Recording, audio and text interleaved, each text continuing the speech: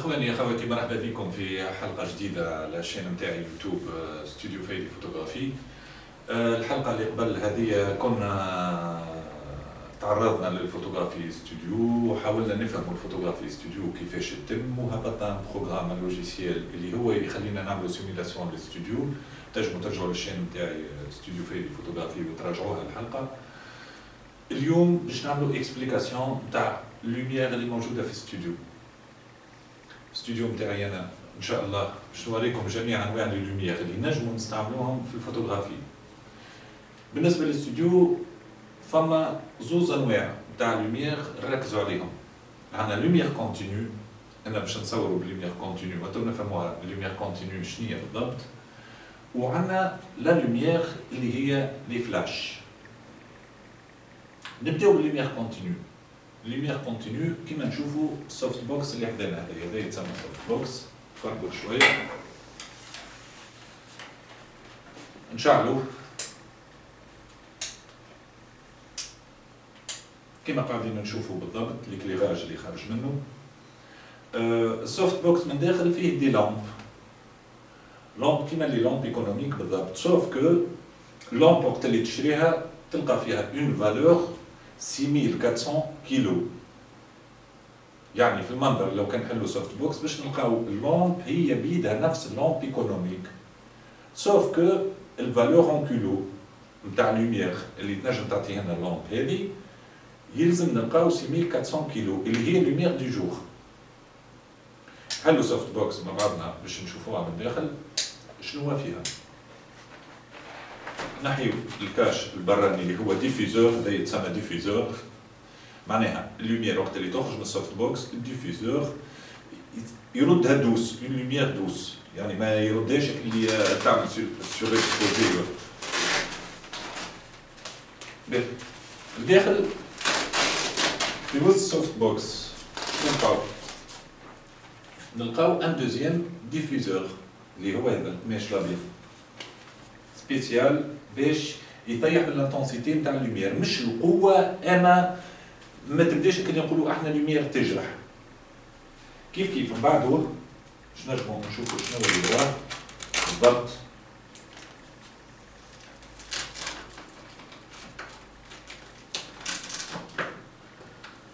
هذا ريفليكتور، هذا قلت ريفليكتور سوفت بوكس نتاعنا. الكوش هذه سي ان ريفليكتور، تبدا كيما المرايه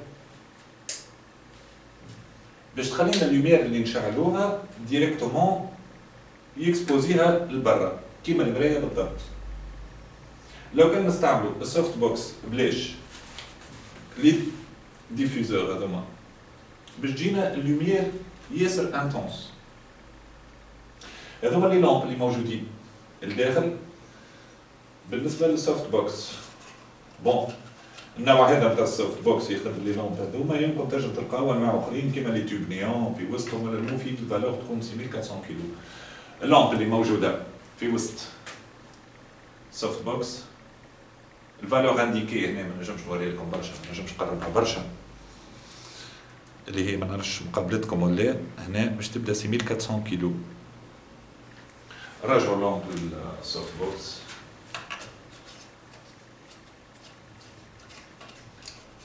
اون برانسيب السوفت بوكس هذه فيها 5 لامب. انا عملت اون بتيت موديفيكاسيون اني حطيت في وسطها فلاش من داخل. نوريكم الفلاش باش تفهموني.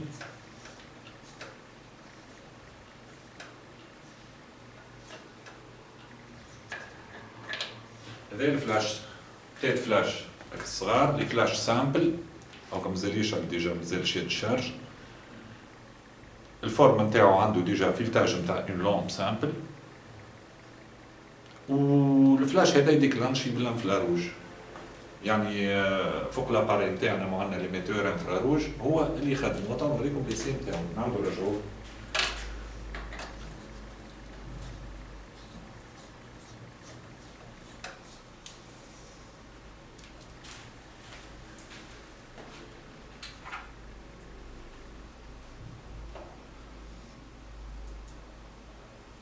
باهي هذا الفلاش نتاعنا يتقابلوا الانفراروج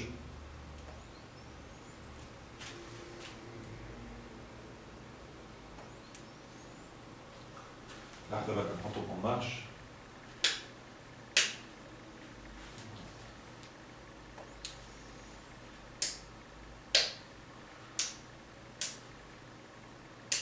وهذوما لي لامب كيشعلو. أنا حطيتهم كومبيني بين لامب وانفراروج فلاش.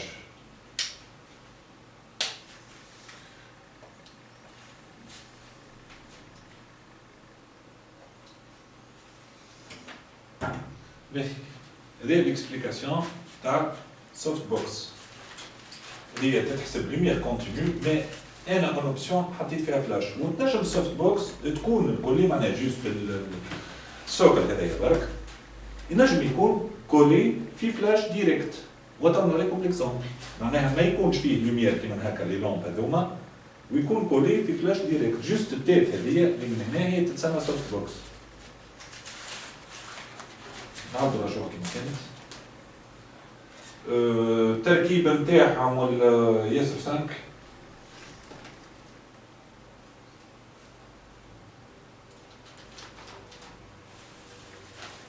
الكل يجيو دو سكراتش.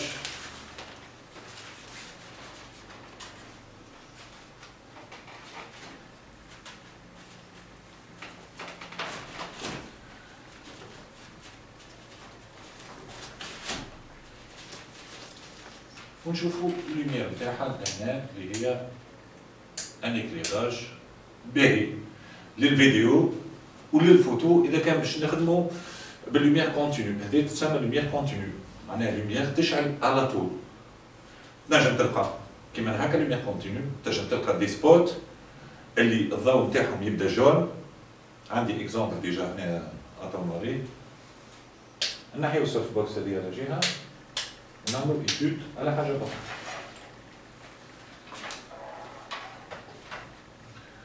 عندنا لي فلاش كيما هذا ان سوفت بوكس لكنه في تيت فلاش. هذه هي التيت فلاش نتاعنا مش لازم نسمي الاسم ولا البيب الفارغه. وهذا سوفت بوكس نتاعنا. لو كان نحلو السوفت بوكس نتاعنا باش نلقاو عندنا لو ميم برانسيب كيما الاخرى ريفليكتور وديفيزور. هذا الريفليكتور الاولاني اللي من برا وهذا ان اوتر ريفليكتور والداخل التيت فلاش نتاعنا. باهي التيت فلاش هذايا فيه اون لوميير كونتينيو زاده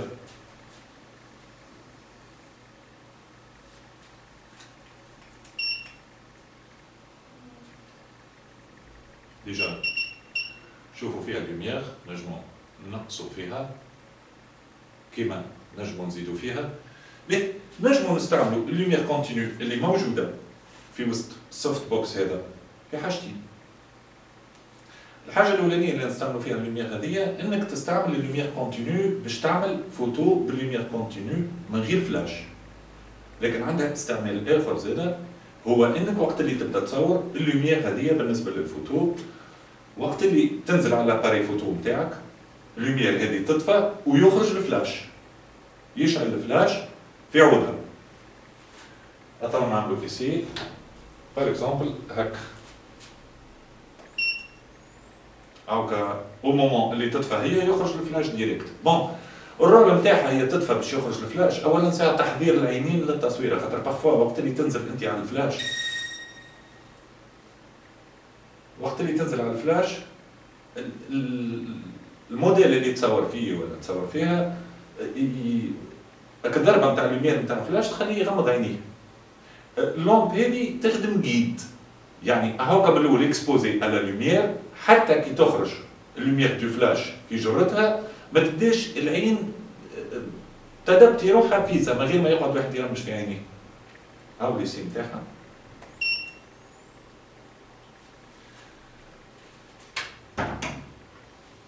باهي هذوما لي سوفت بوكس فلاش. هذا الفلاش ستوديو.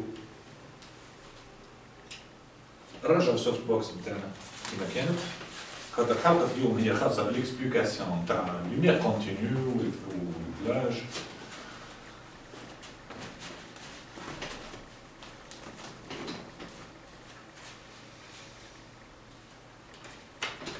باهي باش نحيو السوفت بوكس خاطر باش نوريكم طريقه اخرى باش تعمل لي فلاش ولا اللومير. نحيو السوفت بوكس هذه باش نوريكم ان اوتر ايكيبمون.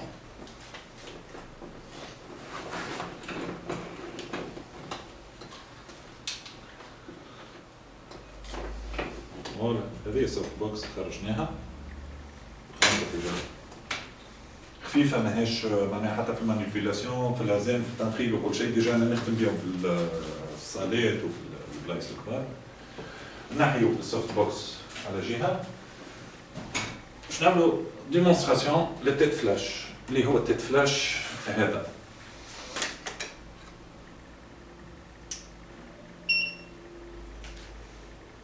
كما قاعدين نشوفوا اون لومب وفما دوزيام لومب ما تنجمش تراوها او منقود الضوء اللي هنا اللي هي تاع الفلاش. في نفس الوقت التيت فلاش هذا تنجم تركب عليه حاجه اخرى اللي باش نفسرها لكم هي تابعه للوميير زاده هي البيوتي ديش. البيوتي ديش هي اللي ورانا هنا. ما عرفتش كان مقابله في الكاميرا ولا لا. راهو باش نجيبوها ونفهموا ليوتيليزاسيون تاعها.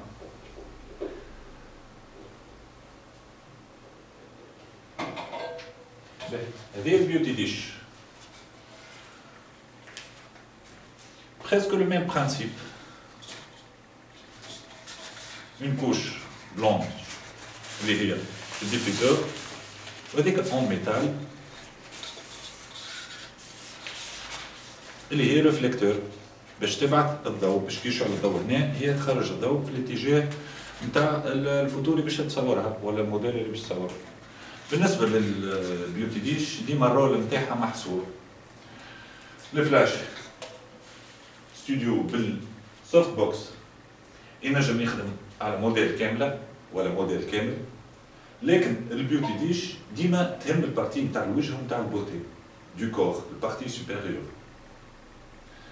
ركبوا البيوتي ديش على تيت فلاش نتاعنا سهل في التركيب ماهيش فوالا. نشعلوا فوالا هذه البيوتي ديش هذه القوة نتاع اللومب نجمو نطيحو فيها نديكلونشيوها باش نشوفو الفلاش كيفاش يخرج.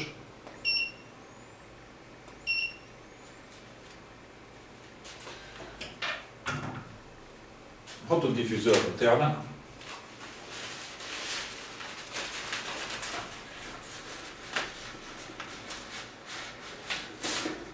اللي هذا الديفيزور ديجا بلاستيك معناها يركب فيزا هو لما هلا فيزا ما يركب بما يبرج بارفوا خاطر رون وتحط لك تركب فيه الديفيزور. travail de patience. Voilà. هذا الديفيزور راكب في بلاصتو.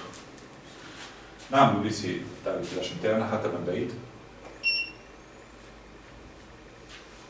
نسكتو الفلاش نتاعنا باش نتعرفوا على حاجات اخرين في الفوتوغرافيا. نحيو البيوتي ديش باش نرجعو السوفت بوكس نتاعنا.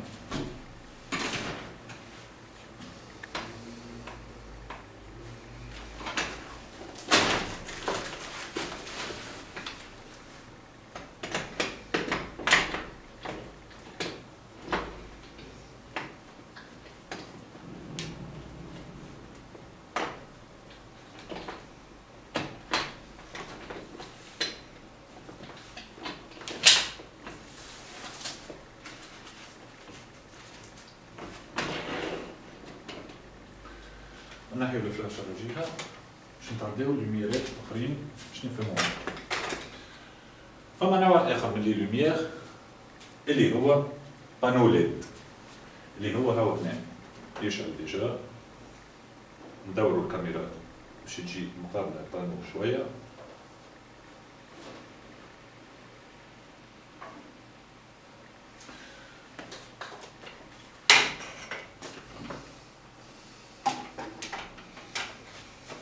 هذا البانو ليد نتاعنا ندورو له الكاميرا شوية.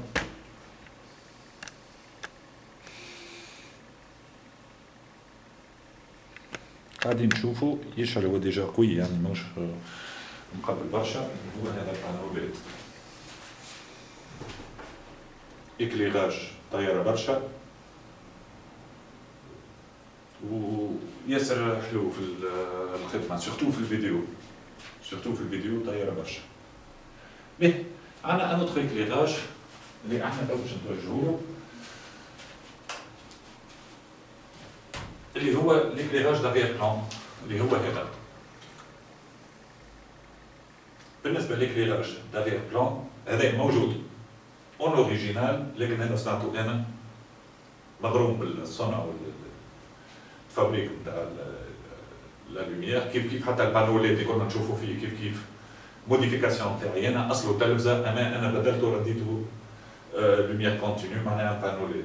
خاطر لو كان نجيو نشريو لي بانو كيما هذاك باش تلقاوه في المليون و200، انا ما تكلفليش حتى 100 دينار. باهي هذايا ليكليغاج نتاع لافير بلان سورتو في الفيديو. هاكا خدمت الريفليكتور كيف ان توب نيون. نتعداو جيراف ان فلاش اما مخدوم على جيراف كيف فلاش كيما نشوفوا احنا السوفت بوكس نتاعو.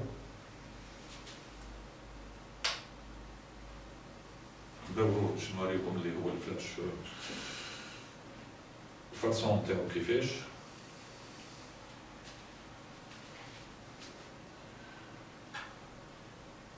علاش حاطينو احنا على جيراف؟ بارفوا نستحقوا باش نصوروا موديل اللي تبدا مثلا راقده هكا في القاع، باش نجيبوا فلاش يلزمو يكون بالفوق او قبل الجيراف نتاعنا نجمو نخدموها الفازه هذيا.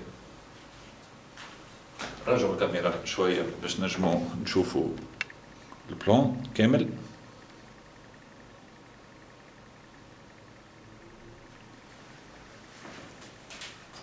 هذايا الفلاش نتاعنا نخدمو باش نشوفو شنو هو ليفي نتاعو باش يعطينا.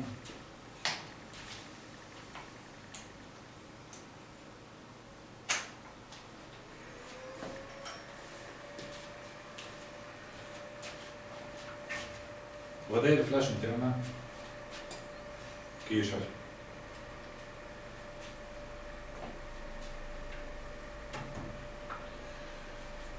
باهي هذوما لي ديفيرون تيب ديكليراج اللي موجودين في الاستوديو وسيفيزون للاخر يكفيونا باش نخدمو اي خدمه. يبقاو فما دي زيكليراج اخرين تاع خدمه ارتستيك. بار اكزومبل كولور جون اللي هو انا باش نخدموه توا وندورو له الكاميرا باش نراوح.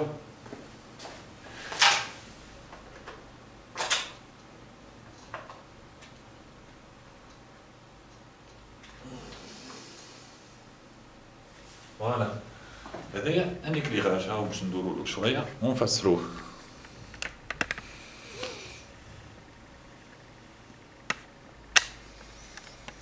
فوالا هاكا سور لو شون موجود اللي هو الإكليغاج هذايا نوجهوه كيما نحبو احنا الفوق واللوطه على الجنب على اليمين على اليسار ديجا.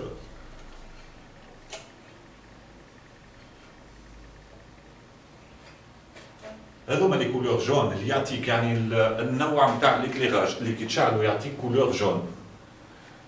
الأكثرية في الخدم الارتستيك. فما هذايا زاد هاكا ديجا مخدوم بجيلاتين بلو، حطيتلو جيلاتين بلو على خاطر اخر خدمه خدمنا بيها هكاك.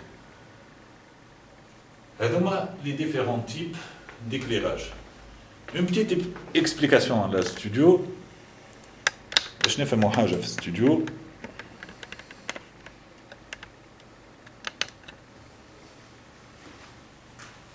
اللوميير اللي موجوده الكل تو بالنسبه للاستوديو الكل سوفيزونت تكفينا. اللوميير اللي عندنا تو تكفينا وبالزايد وان شاء الله غير نخدموا بها برك. فهمت؟ جوست ان اوتر إكليراج اللي هو البيوتي ديش حكينا عليه، لكن البيوتي ديش مش لازم تلصق في فلاش باش تكون هي فلاش. نجموا نعملوا ايدي اخرى. اللي هي الفلاش كوبرا نتاعنا هذايا. فما مونتور سبيسيال اللي هي هذه، باش نوريها لكم.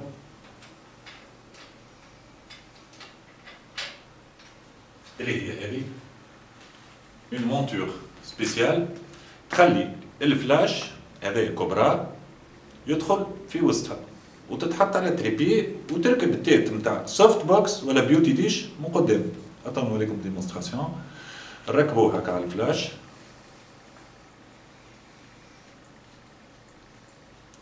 هاكا ديجا عندنا لهنا فيس نكبسو بيه باش يشد الفلاش. هاكا شد الفلاش لهنا، الفلاش شادد في السيبور، والسيبور في حد ذاته تركب عليه البيوتي ديش تيت هايكا هي بيدها.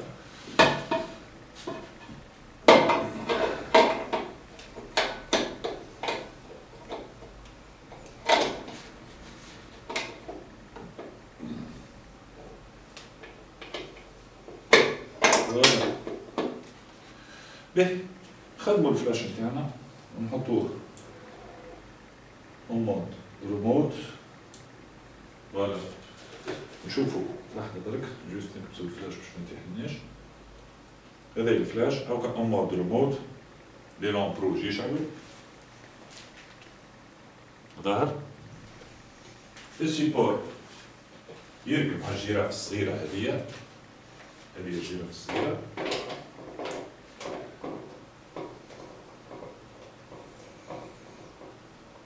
غادي نشوفو فيه توا باش ديكلونشيو الفلاش بالانفراروج.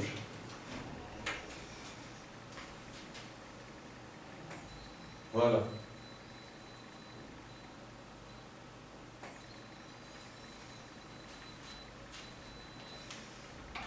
هذه هي ليكسبليكاسيون تاع اللوميير نيسيسير بالنسبة للستوديو. يبقاو حاجات أخرين كيما لي زاكسسوار اللي نستحقوهم في الفوتوغرافي ستوديو. لي زاكسسوار باغ اكزومبل تحب تخدم على ضوء شمعة، تحب تخدم بك نقولوا احنا اكل غازة لمبارة صغيرة، فهمت؟ تو لي زارتيكل هذوما انا شاريهم لمحلة موجودين عندي الكل، نجم نوريهم لكم. وتو نوريكم التكنيك كيف اللي تستعملوها باش تنجموا تصوروا بها. خاطر من اصعب التصاور هو انك تشعل تصور الشمعة، والا الارتيكلوات اللي كيما هذه مثلا. نشوفوا هنا اللي هي اللي نسميوها الجازة القديمة نتاع قبل، لما حالة تصب فيها شوية زيت هكا وتشعلها، عندها إيفي ياسر حلو. تو نتعرفوا مع بعضنا في الحلقات القادمة معناها كيفاش نوصلوا نصوروا اون ايماج من النوع هذايا. كيف عندنا النوع هذا الخدم الارتستيك الكل هاكا ديجا فيها زيت وحاضرة باش نقدمها. كيف عندنا انواع اخرى اللي نخدموا بهم، اللي هما فيهم ان بتيت اكليراج، ما يهمش الاستوديو الكل، اما جوست باش تخدم بيه تصوير ارتستيك. عندنا الاكزامبل هذايا ديجا قابلتكم هكا تشعل. كيف عندنا نسميوها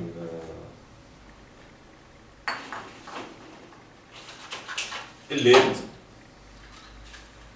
الشريطة نتاع الليد هذيا. وعندنا لي بوجي اللي هما الشمع، كيلكو سوا بوجي ريال.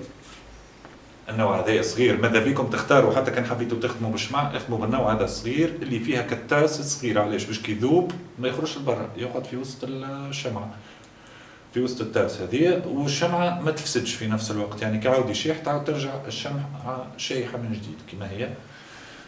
والا يكون عندنا الشمع ارتيفيسيال اللي هو هكا، هذا اليمونتي بالبيل. يعني كي نشعل شمعة هيك تراوها كأني شمعة بالحق قاعدة تشعل، فهمت؟ وهي فو بوجي ماهيش بوجي بالحق، اليمونتي فيها شمعة فيها بيلة من داخل.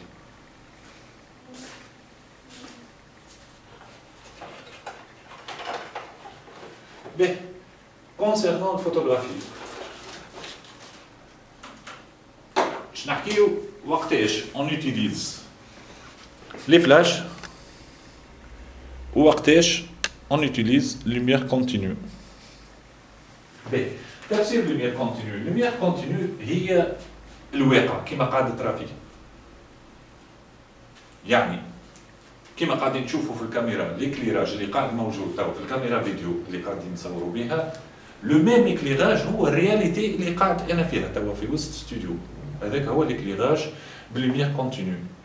حتى في الاباري فوتو نتاعك كي تعمل ريغلاج باش تاخذ الواقع. بالنسبه لي فلاش لا، لي فلاش الاكثريه ما ناخذوش الواقع، الواقع نتاع اللومينوزيتي.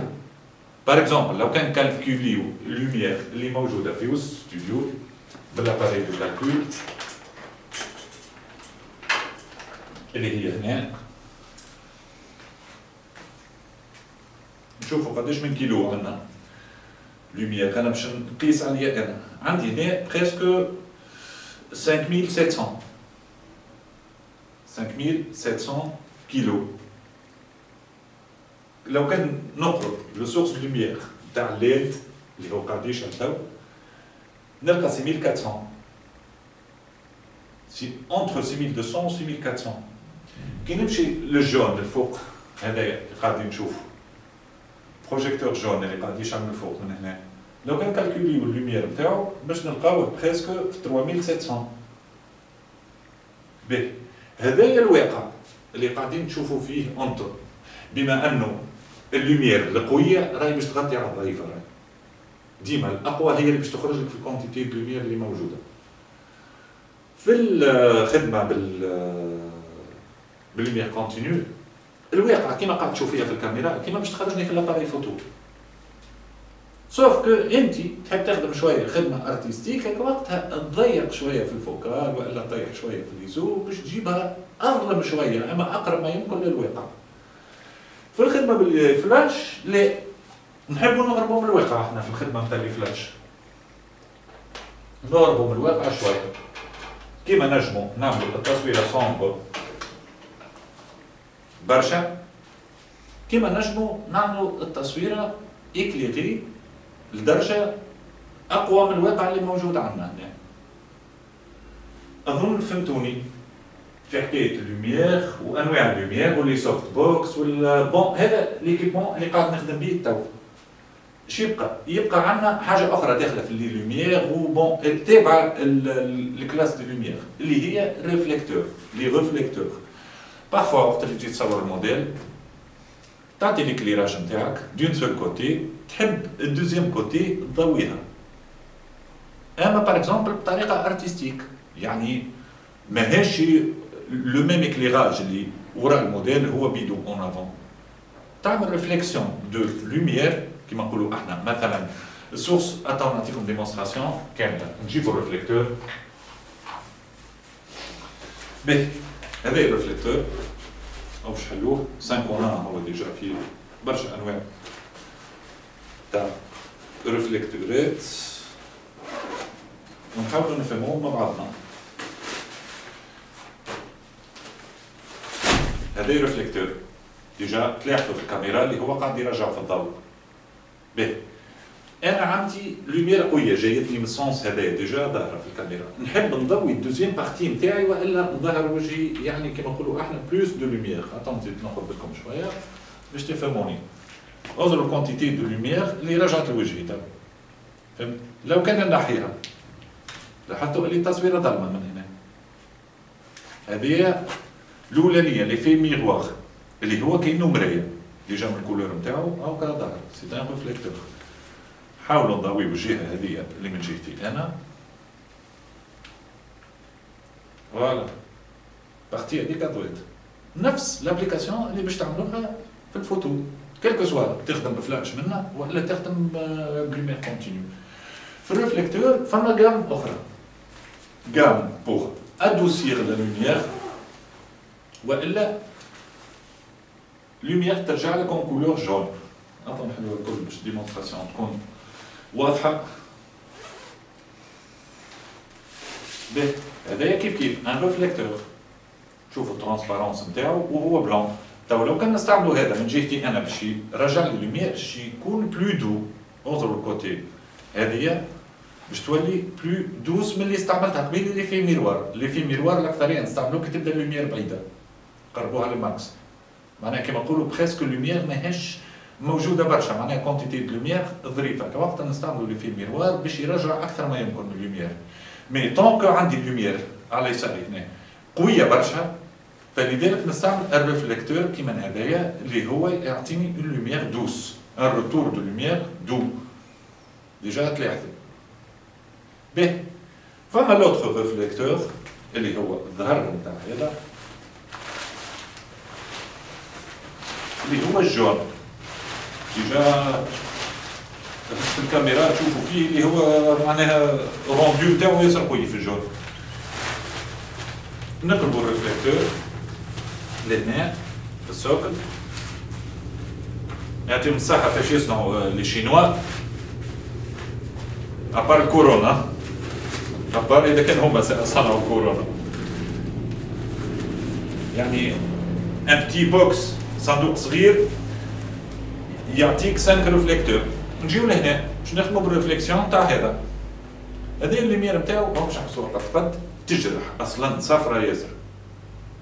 كيف نستحقوا لها كي تبدا عندنا اون لوميير من هنا سورس دو لوميير ضعيفه، ولكن في نفس الوقت نحبوا الروتور يكون نون جون. نخدموا بالريفليكتور هذا. كيف الظهر هذا سي ان ريفليكتور كيما اللي ريناه الاخر داخلاني الابيض، اما موان دو كو هذا، اقل دوسور من هذا. لو كان نستعملوا الريفليكتور هذا الابيض اللي هو من هنا باش نلقاو عندنا روتور دو لوميير. هيك نمشي للسورس دو لوميير، روتور دو لوميير وليماج بريسك نيت. بون نخدم وحدي انا تو في الاستوديو، يعني كان جاي واحد اخر معايا راه شاد لي الريفليكتور في الديستانس معناها كونفينابل اللي باش تعطيك ايماج مريقله. فهمت؟ وفما دي سيبور يبيعوهم بالريفليكتور، معناها جوست تبوزي فيها الريفليكتور تشدو كالقارص من هنا وتخليه يقابل السوجي نتاعك من غير ما تقعد انت محمل الريفليكتور. هذا ايكيبمون اخر اللي يهم اللوميير. نرجعوا لريفليكتورنا. بون ولا تراجعوا بعد ما نطولوش في الفيديو. هذا بالنسبه للكليراج. اصدقائي حاولوا تتبعوا لي كور فيديو اللي على الشين نتاعي، رانا باش نتقدموا بشويه بشويه لنوصلوا للكوتي بروفيسيونيل في الفوتوغرافي. توا بدينا المره اللي فاتت بالاكسبليكاسيون كاس كان ستوديو وكيفاش نجموا نخدموا في الاستوديو. توا دوزيام فيديو نتاعي اللي هي باش تورينا لي لوميير وتعرفوا اللي الفوتو هي لوميير. الفوتو ما تنجم تتسمى فوتو الا ما تتحكم انت في اللوميير والسونس دو لوميير واتجاهاتها وشنو تعطي والانتونسيتي نتاعها والكل. نتمنى انكم فهمتوا الدرس هذا اللي خاص باللوميير، وبروشينمون ان شاء الله باش نبداو في الفوتوغرافي نفسروا لاباري فوتو، ريغلاج دي زاباري فوتو كيل كو سوا لي زاباري فوتو، الفول فريم والعاديين و لي زوبسيون تو سكي كونسيرن لي زاباري فوتو. خليكم على خير ان شاء الله ونتقابلوا في الحصه الجايه.